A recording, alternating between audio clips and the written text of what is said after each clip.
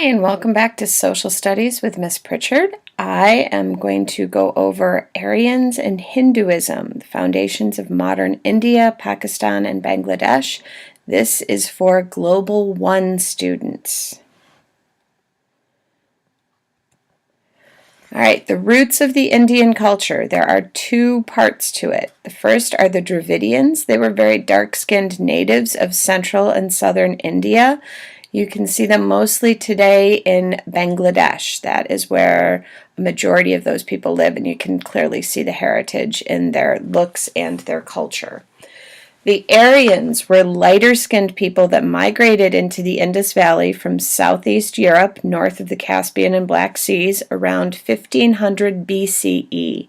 These two cultures mixed to create the modern Indian culture. The Aryan conquest. Between 1500 and 1000 BCE, the Aryans conquer the dark-skinned Dravidians, and that is where the East Indian culture develops. Now, once they had conquered the area, the Aryans established a very strict social structure known as the caste system today. The people were divided into four main social classes known as Varnas.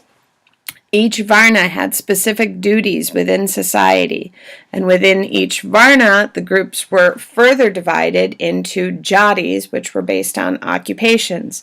So all the teachers would be in one group, all the plumbers in another, all of the priests in one, and it goes on that way. And you were born into your Varna and your Jati, and that is where you stayed for your entire life. Whatever you were born into is what you died with. There was no social mobility. You want to highlight or circle that because that's a very important part of the caste system, and it's how the Aryans kept control. All right, the Varnas. At the top were the priests. They were 1% of the population, and they were known as Brahmins. The Kshatriyas were warriors. They made up about 9% of the population. Vaishyas were skilled workers, and they were about 10% of the population. Sudras were the unskilled workers, 30% of the population. And at the very bottom, technically outside of the social structure, you had the pariahs, the outcasts also known as untouchables, and they were 50% of the population, and they were mostly of Dravidian heritage. And they performed any jobs that were considered unclean, and they were ignored and or abused in the streets even into the 20th century. It's not until the 1950s that the caste system is outlawed in India.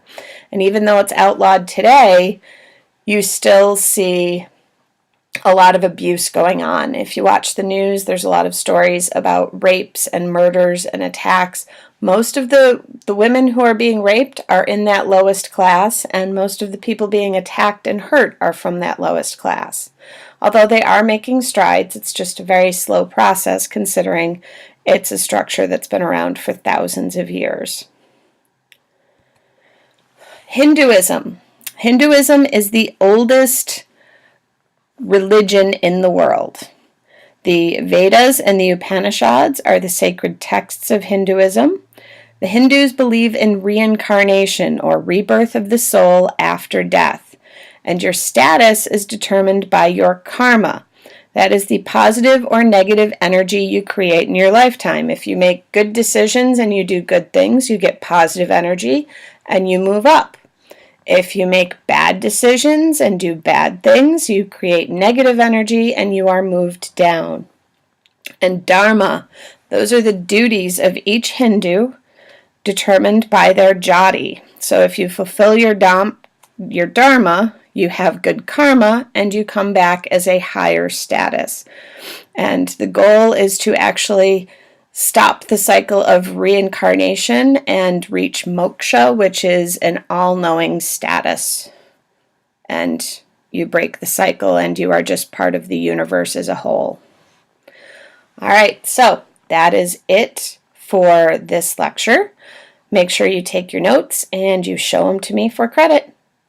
Hi, I am Miss Pritchard's kid. And I would just like to say bye.